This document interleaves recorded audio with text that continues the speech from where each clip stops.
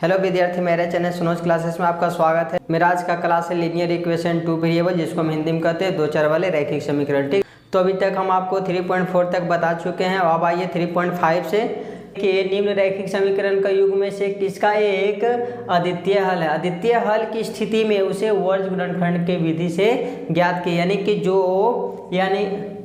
यानी कि जो एक अद्वितीय हल होगा उसी को हमको क्या वर्ज गुणनखंड की विधि में बनाना, और जिसका अद्वितीय हल नहीं होगा उसे हमको बनाने की जरूरत नहीं है। ठीक है, तो यहाँ पे देखिए, पहले इसको हम चेक करते हैं कि ये एक अद्वितीय हल है या फिर नहीं है। तो इसको चेक करने के लिए आइए हम लेते हैं a1/a2। तो a1/a2 के लिए क्या होता है, a1 का संख्या नहीं कुछ तो क्या है 1, और a2 नीचे वाला लिया जाता है। ठीक है, 3, तो ये 1/3 हो गया। फिर आ जाइए v1/v2 इक्वल टू क्या -3/-9, माइनस माइनस कट गया, और 3 1 जा 3, 3 3 जा 9। ठीक है, तो ये 1/3, ये भी 1/3 आ गया। ये दोनों को क्या है, एक दूसरे के बराबर है, तो हम c1/c2 ले सकते हैं। c1/c2 इक्वल टू क्या -3/-2, माइनस माइनस कट गया। तो अब यहाँ पे देखिए, यहाँ लिखिए a1/a2 equal to v1/v2 equal to does not c1/c2। देखिए क्या है, एक अद्वितीय हल ये नहीं है। अद्वितीय हल किसको कहते हैं, a1/a2 equal to does not v1/v2। ठीक है, अगर ये दूसरे को बराबर नहीं होता तो मेरा क्या कहलाता है, एक अद्वितीय हल होता। लेकिन ये दोनों का दोनों बराबर आ गया, तीसरा बराबर नहीं आया, तो ये हम कह सकते हैं कि एक अद्वितीय हल नहीं है, एक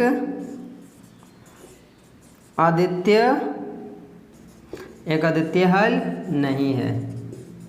ठीक है, जब ये अद्वितीय हल नहीं है तो उसे वर्ज गुणनखंड विधि बनाने की जरूरत नहीं है। बस मेरा आपका यहीं तक आंसर हुआ, इसको स्क्रीनशॉट ले लिए। अब क्वेश्चन नंबर 2 का देखिए। तो अब क्वेश्चन नंबर 2 में देखिए, अब इसको भी हम पहले एक चेक कर लेंगे ये कि अद्वितीय हल है या फिर नहीं। अगर हल होगा तो हम इसे बनाएंगे। तो आज ये a1/a2 इक्वल टू क्या 2/3, ये वाला और ये। ठीक है, फिर b1/b2 इक्वल टू क्या, नहीं कुछ तो y की जगह क्या रहता है 1, और y, फिर इसके पास क्या है b2 का पास क्या है, यानी कि 2 है। तो इसका देखिए 2/3, ये 1/2, एक दूसरे का बराबर है नहीं, तो आपको c1/c2 लेने की जरूरत नहीं। जब दूसरा बराबर होगा दोनों तब c1/c2 ले सकते हैं। तो यहाँ पे एक दूसरे बराबर नहीं है तो तीसरा लेने की जरूरत नहीं है। तो यहाँ पे लिखिए a1/a2 equal to does not b1/b2। लिखिए एक अद्वितीय हल है, एक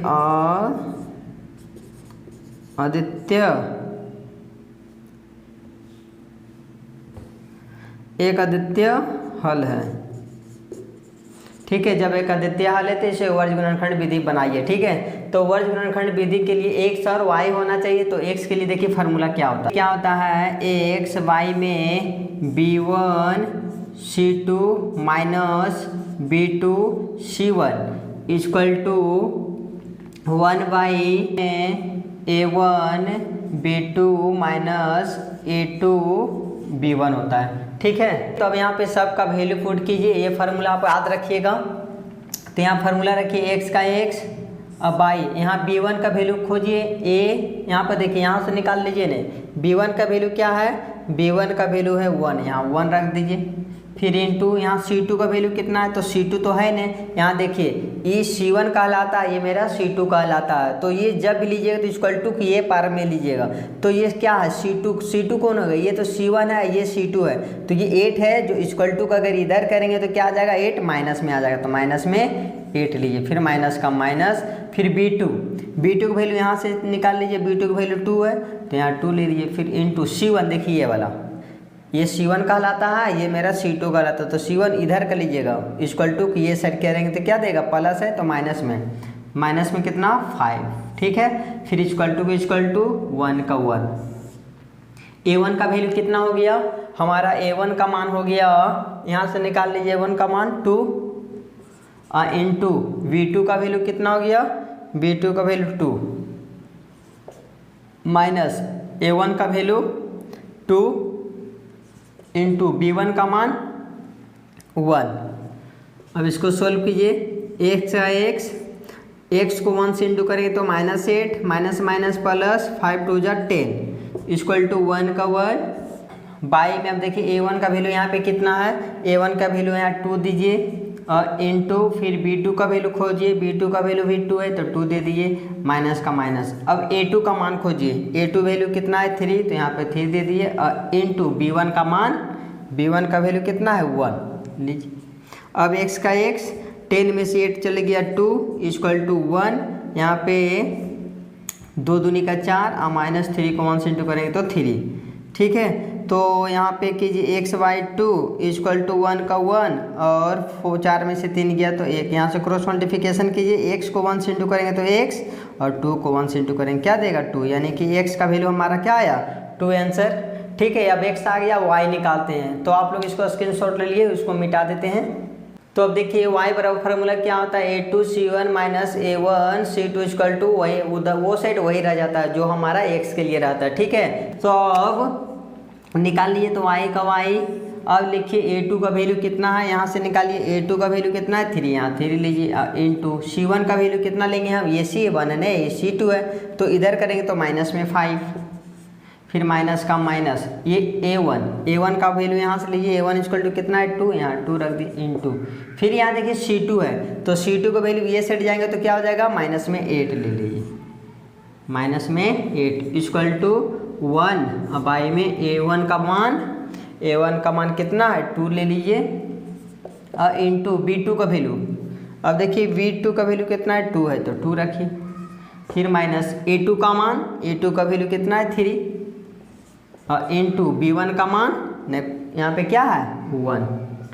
अब इसको सोल्व कीजिए, y का y पास दिया 15 माइनस में, फिर माइनस माइनस प्लस 8 का 8 दूनी 16 इक्वल टू 1, 2 दूनी का 4 और माइनस 3 1 जा 3, 2 दूनी 4 और माइनस का माइनस 3 1 जा 3 लिए, फिर y का y 16 में से 15 चल गया तो क्या बचेगा 1, क्योंकि माइनस यहाँ पे प्लस माइनस घटाने के लिए होता है तो घटा दिए, 16 में से 15 गया 1, जिसका जो बड़ा रहता है उसका चिन्ह, यानी बड़ा कौन है 16 इसलिए प्लस है तो प्लस हम छिपा दिए इक्वल टू 1/1, 4 में से 3 गया तो 1, तो y इक्वल टू क्या हो जाएगा ये 1 1 काट दीजिए तो 1 1 कट गया तो क्या हो गया y equal to 1 equal to रहता है तो ऊपर ऊपर नीचे नीचे काटता है, जब सेम रहता है तब, तो ये दोनों सेम था इसलिए काट दिए तो y इक्वल टू 1, नहीं तो क्रॉस मल्टीप्लिकेशन भी कर दिए ना, y को 1 से इंटू करेंगे तो y और 1 को 1 से इंटू करेंगे तो 1, एक ही फर्क पड़ेगा, ठीक है। ये हमारा आंसर है, आप लोग इसका स्क्रीनशॉट ले लिए इसको। अब क्वेश्चन नंबर 3 का देखिए, ठीक है। तो आप क्वेश्चन नंबर 3 का देखिए, 3x minus 5y equal to 20 है और 6x minus 10y equal to क्या है 40। फिर इसको हम चेक करते हैं कि एक अद्वितीय हल है या फिर नहीं, तो अद्वितीय हल होने के लिए क्या होना चाहिए a1/a2 equal to does not b1/b2, यानी कि दोनों का दोनों बराबर होना नहीं चाहिए, ठीक है। तो देखते हैं, तो यहाँ पे देखिए a1/a2 इक्वल टू क्या 3/6, अगर कट रहा तो काट सकते हैं, 3 1 जा 3, 3 2 जा 6, इसका 1/2 आया। फिर ले लीजिए b1/b2, ऊपर में b1 का वैल्यू कितना है -5 और इसका क्या हो गया -10, तो माइनस माइनस पहले काट दिए, 5 1 जा 5, 5 2 जा 10, ये देखिए दोनों का दोनों क्या हो गया बराबर हो गया 1/2, ये भी 1/2, तो अब निकाल सकते हैं आप c1/c2, तो इसका वैल्यू क्या हो जाएगा, इसको अंदर कर दिए तो माइनस में 20 और माइनस में 40, माइनस माइनस क्या हो गया कट गया और 20 का 20, अब 20 दूनी 40, ये देखिए 1/2 तो तीनों का तीनों आ गया। तो यहाँ पर लिखिए एक अद्वितीय हल नहीं है, एक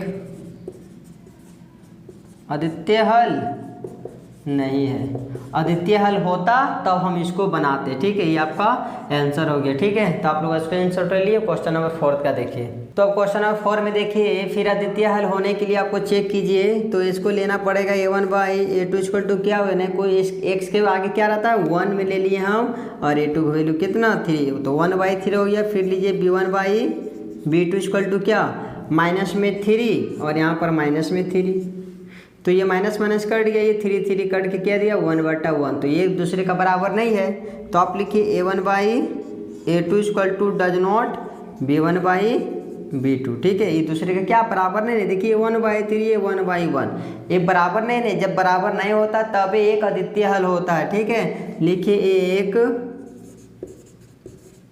अद्वितीय हल है, जब एक अद्वितीय हल होगा तो इसे क्या बनाना है, वर्ज गुणनखंड विधि से। तो आइए एक्स के लिए फार्मूला क्या होता है, अभी हम बताएं, हम b1 c2 minus b2 c1 equal to 1/a1 b2 minus a2 b1 होता है। ठीक है, तो इसका वैल्यू आप पुट कीजिए। तो यहाँ पे क्या है, x का x उतार दीजिए, y में b1 का वैल्यू खोजिए। b1 का वैल्यू नहीं कुछ तो क्या है, आप ये वाला मत ले लीजिए b1 का वैल्यू। ठीक है, b1 का वैल्यू क्या है, यहाँ पर माइनस में 3, तो माइनस में 3 लीजिए इंटू c2 का वैल्यू कितना हो गया c2, तो c1 ये c2 का वैल्यू कितना हो जाएगा माइनस में 15, फिर माइनस का माइनस, फिर b2 का वैल्यू कितना हो गया माइनस में 3, तो माइनस में 3 ले लिए, फिर इंटू c1 का मान कितना हो गया, c1 ये है ने तो माइनस में 7, फिर इक्वल टू 1 का 1, और a1 का वैल्यू कितना हो गया, a1 का वैल्यू 1 है, फिर इंटू b2 का वैल्यू कितना हो गया, यहाँ पे देखिए b2 का वैल्यू कितना -3, फिर माइनस का माइनस, a2 का मान कितना हो गया, a2 का वैल्यू हो गया 3, तो यहाँ 3 रखिए, फिर यहाँ b1 का वैल्यू -3, तो यहाँ -3 रख ली। ठीक है, तो इसको सोल्व कीजिए, x का x y minus minus plus हो गया, 15 3 45, फिर यहाँ माइनस का माइनस दिए, फिर इंटू कीजिए, माइनस माइनस प्लस हो गया 27, फिर इक्वल टू 1 का 1 प्लस माइनस माइनस, 3 को 1 से इंटू करेंगे तो 3, माइनस माइनस प्लस, 3 3 जा 9। ठीक है, तो x का x, अब इसको घटा दिए, यानी कि कितना, 5 में से 1 गया 4 और 4 से 2 गया 2, यानी 24 इक्वल टू क्या 1। अब 3 में से 9 चल जाए कितना 6 का टेबल में कितना बार में 24 आता है, इसको काट दिए, 6 का 6 में 12 से 24 यानी 4 बार में, तो क्रॉस मल्टीप्लिकेशन कीजिए, नहीं कुछ तो यहाँ पर क्या बच गया 1 ने, x को 1 से इंटू करेंगे तो x, और 4 को 1 से इंटू करेंगे तो 4, हमारे यही आपका आंसर x का। और y के लिए फार्मूला देखिए, इसको आप लोग पहले स्क्रीनशॉट ले लिए। तो देखिए विद्यार्थी, y के लिए फार्मूला ये होता है, यानी कि जो x वाला रहता है वही रहता है, सिर्फ y में चेंजिंग हो जाता है, यहाँ पर a2 c1 माइनस a1 और c2 हो जाता है। ठीक है, उसका y का वही रह जाता है, तो y का y रहने दीजिए। यहाँ पे a2 का वैल्यू कितना है खोजिए, a2 का वैल्यू यहाँ पे 3 रख दीजिए, फिर इंटू c1 का वैल्यू कितना था, यहाँ पे c1 यहाँ तो नहीं, यहाँ से निकाल लीजिए, c1 का वैल्यू माइनस में 7, माइनस का माइनस ले लीजिए आप, फिर a1 खोजिए कितना है 1, तो 1 ले लिए, फिर यहाँ पे नहीं कुछ तो क्या रहता है इंटू, फिर c2 का वैल्यू कितना है c2 का देखिए यहाँ तो है नहीं, तो यहाँ से ले लीजिए, ये c2 c1 ये c2, तो यहाँ पे क्या हो जाएगा माइनस में 15, यहाँ -15 ले लिए, फिर इक्वल टू 1 का 1, और y a1 का वैल्यू खोजिए, a1 का मान कितना है 1 है, तो 1 रखिए, और इंटू v2 का वैल्यू कितना हो गया, v2 का वैल्यू माइनस में 3, फिर माइनस a2 का मान, a2 का वैल्यू हो गया 3, और इंटू b1 का वैल्यू कितना हो गया, b1 का वैल्यू माइनस में 3। ठीक है, तो इसको सोल्व कीजिए, y का y 7 21 सुविकाची में माइनस में, क्योंकि प्लस यहाँ minus, plus minus minus, 7 21 minus minus plus, 15 को 1 से इंटू करेंगे तो 15 ही आएगा, 1 का 1, 3 1 जा 3, वो भी माइनस में, माइनस माइनस प्लस, 3 3 जा 9, तो y का y, और 21 में से 15 चल जाए कितना हो जाएगा 6, इक्वल टू कितना 1, यहाँ पर 9 में से 3 गया 6 कट गया, यानी कि y इक्वल टू क्या आ गया 1 आंसर, यानी कि x का वैल्यू 4 आया था, y का वैल्यू 1 आया। ठीक है, यही आपका आंसर है। अब स्क्रीनशॉट ले लिए, क्वेश्चन नंबर 2 का देखिए फर्स्ट। तो अब क्वेश्चन नंबर 2 का फर्स्ट देखिए, बहुत इंपॉर्टेंट है, फर्स्ट और सेकंड का। ठीक है, फर्स्ट या सेकंड क्वेश्चन एग्जाम में देता है। तो यहाँ पे बोलता है a और b के किन मानों के लिए निम्न रैखिक समीकरण का युग्म के अपरिमित रूप से अनेक हल होंगे। किस मान, यहाँ पर कौन सा मान बैठ जाएगा कि अपरिमित रूप से अनेक हल होंगे। ठीक है, यानी x और y, यानी कि a और b के लिए बोल रहा है, a और b आपको ज्ञात करना है। ए और बी के किन मान कैसा मान होना चाहिए जो समीकरण का युग्म अपरिमित रूप से अनेक हल होगा। अनेक हल होने के लिए क्या, तीनों का तीनों क्या होना चाहिए, बराबर होना चाहिए। ठीक है, तो तीनों बराबर होना चाहिए, तो अनेक हल होने के लिए उतारिए, लिखिए अनेक हल होने के लिए, अनेक हल होने के लिए क्या होना चाहिए, a1/a2 equal to b1/b2 equal to c1/c2 होना चाहिए। ठीक है, तो यहाँ पर देखिए a1 का वैल्यू क्या हो गया, अब इससे पहले बताए थे ना, a1 का वैल्यू सिर्फ संख्या वाला लीजिए, तो यहाँ पे क्या हो जाएगा 2, फिर a2 का वैल्यू संख्या में क्या हो जाएगा a-b x छोड़ करके, तो यानी कि a-b इक्वल टू फिर b1 का वैल्यू कितना हो जाएगा 3, फिर b2 का वैल्यू कितना हो गया आपका ये a प्लस b, फिर इक्वल टू c1 का वैल्यू कितना हो गया आपका 7 और c2 का मान यहाँ से वहाँ तक उतार दिए 3a प्लस b माइनस में 2। ठीक है, तो आप इसको आप फर्स्ट मान लीजिए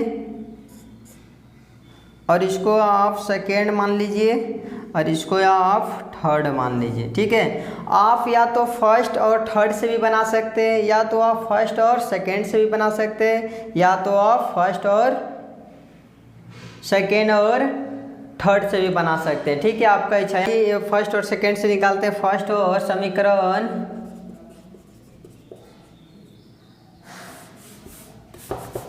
तो लिखिए फर्स्ट आयाम सेकेंड से, फर्स्ट में क्या है 2/a माइनस में b equal to 3/a plus में b। अब यहाँ पे देखिए इक्वल टू, तो क्रॉस मल्टीप्लिकेशन कीजिए, इसको इससे इंटू करेंगे क्या देगा 2a, फिर इससे इंटू करेंगे क्या देगा 2b, फिर इक्वल टू इससे इंटू कर दीजिए तो क्या देगा 3a, और इसको इससे इंटू करेंगे तो माइनस में 3b। तो अपना अपना जाति कन्वर्ट कर दीजिए 2a, और यहाँ से 2a वाला ये है नहीं, यानी कि ये प्लस है तो माइनस में 3a, फिर यहाँ पे उतार दीजिए प्लस में 2b, और ये माइनस है तो प्लस में 3b इक्वल टू क्या हो गया 0। तो यहाँ पे तो अपना जाति का सोल्व कीजिए 3a और 2a, यानी कि a क्या आ जाएगा वो भी माइनस में, और यहाँ पे 3 2 5b, और ये सर क्या आ गया 0। समीकरण फर्स्ट मान लिए। अभी हम किससे आए थे, फर्स्ट और सेकंड से आए थे ने, तो आप फर्स्ट और थर्ड से भी आ सकते हैं, या तो सेकंड और थर्ड से भी आ सकते हैं। एक समीकरण निकला नहीं, एक समीकरण और निकालिए, तो आ जाइए नहीं फर्स्ट और थर्ड से आ जाइए। लिखिए फर्स्ट एवं थर्ड से, तो फर्स्ट में क्या है 2 में a minus b equal to 7/3a plus में b माइनस में 2। ठीक है, तो आप लोग इसको स्क्रीनशॉट ले लिए, ऊपर लोग मिटाते हैं, तो यहाँ से क्रॉस मल्टीप्लिकेशन कीजिए, इसको इससे इंटू करें क्या देगा, यानी कि 7a minus 7b equal to 3 दूनी का 6a, और फिर इससे इंटू किए तो 6a दिया, फिर इसी को इससे इंटू करेंगे तो प्लस में 2b, फिर माइनस में 2 दूनी का 4।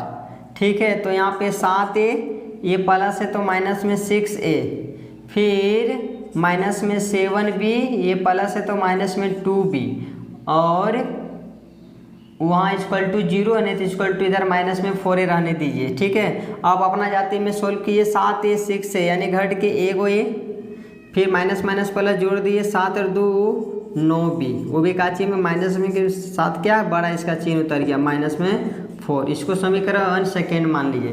तो यहाँ पर देखिए फर्स्ट और सेकेंड में, फर्स्ट और जिसको हम विलोपन विधि में पहले हम पढ़ा चुके। ठीक है, विलोपन विधि में शुरू या तो a का या तो b का मान बराबर होना चाहिए। तो यहाँ पे देखिए a का मान बराबर हो जा रहा है, a के यहाँ भी a के, और प्लस माइनस होना जरूरी है, तो यहाँ पे प्लस माइनस है, अगर नहीं रहता तो हम घटाने पे लिख देते। ठीक है, तो आप लिखिए, अच्छा आप लोग फर्स्ट सेकेंड थर्ड मान चुके हैं ना, तो इसको आप मान लीजिए फोर्थ मानिए आप, और इसको मान लीजिए आप फिफ्थ। ठीक है, तो यहाँ लिखिए फोर्थ एवं फिफ्थ से, तो फोर्थ में क्या है minus a plus 5b equal to 0, और यहाँ पे a minus 9b equal to minus 4। तो ये दोनों कट गया, यहाँ पे क्या हो जाएगा प्लस माइनस माइनस, माइनस में कितना हो जाएगा घटा दीजिए तो 4b, इक्वल टू -4, तो ये दोनों कट गया, यानी b इक्वल टू इधर नहीं कुछ तो क्या बच गया 1, ये b का आंसर आ गया। अब b का मान या तो फोर्थ में या तो आप फिफ्थ में रख दीजिए, यानी फोर्थ में रख दीजिए। यहाँ पर लिखिए b का मान फोर्थ में रखने पर रखिए फोर्थ में, यानी -a + 5b इक्वल टू 0, तो -a अब +5 का 5 और b का वैल्यू कितना आया है 1 इक्वल टू 0, तो -a इक्वल टू 5 को x इंटू करेंगे तो 5 और उसको वो साइड कर दीजिए इक्वल टू के, तो प्लस है तो माइनस में 5, तो माइनस माइनस कट गया तो a इक्वल टू कितना हुआ 5, यही आपका आंसर है। a इक्वल टू 5 और b इक्वल टू 1, ठीक है। तो आप लोग इसको स्क्रीनशॉट ले लिए। अब क्वेश्चन नंबर सेकेंड का देखिए, तो क्वेश्चन नंबर 2 का सेकेंड देखिए, के का किन मान के लिए निम्न रैखिक समीकरण का युग्म का कोई हल नहीं है। तो आप लोगों को बताएं पीछे क्लास में जब कोई हल नहीं होने के लिए क्या होता है, लिखिए यहाँ पर कोई हल नहीं है। जब कोई हल नहीं होता देखिए क्या बनाता है, a1/a2 equal to b1/b2 equal to does not c1/c2, ठीक है। तो यहाँ पर बैठाई a1 का वैल्यू क्या हो गया 3 और a2 का मान क्या हो गया नीचे वाली, यानी 2 के और माइनस में 1, खाली एक छोड़ना है, इक्वल टू b1 का वैल्यू क्या हो जाएगा y छोड़ करके नहीं कुछ तो क्या होगा 1, और b2 का वैल्यू क्या हो जाएगा k-1 इक्वल टू, अब यहाँ पे देखिए यहाँ देखिए इक्वल टू क्या डज नॉट c1/c2, तो इसको लेने की ज़रूरत नहीं, ठीक है, आपको यहीं से बना लीजिए। तो क्रॉस मल्टीप्लिकेशन करेंगे तो 3 को k से इंटू करेंगे क्या देगा 3k, और 3 को 1 से इंटू करेंगे तो माइनस में 3 इक्वल टू, फिर 1 को 2 को इंटू करेंगे तो 2k या माइनस में 1, अपना अपना जाते कन्वर्ट कर दिए, यानी कि 3k ये इधर जाएगा तो प्लस है तो माइनस में 2k इक्वल टू माइनस में इधर क्या बच गया 1, और ये माइनस है तो इक्वल टू को सेट चल जाएगा, तो माइनस से क्या हो जाएगा प्लस में 3, तो यहाँ पे क्या हो जाएगा घट जाएगा, यहाँ प्लस और यहाँ माइनस, प्लस माइनस माइनस घटा 2, 3 के में से 2 के चल जाएगा तो 1 के वो भी काची में प्लस में, यहाँ पे क्या हो जाएगा घट जाएगा, क्योंकि प्लस माइनस माइनस 3 में से गया तो 2k इक्वल टू कितना आया 2 आंसर, ठीक है। तो इसका आप लोग स्क्रीनशॉट ले लीजिए और इसका आगे वो क्वेश्चन आप सेकंड वीडियो में देखिए, ठीक है। इसके लिए धन्यवाद।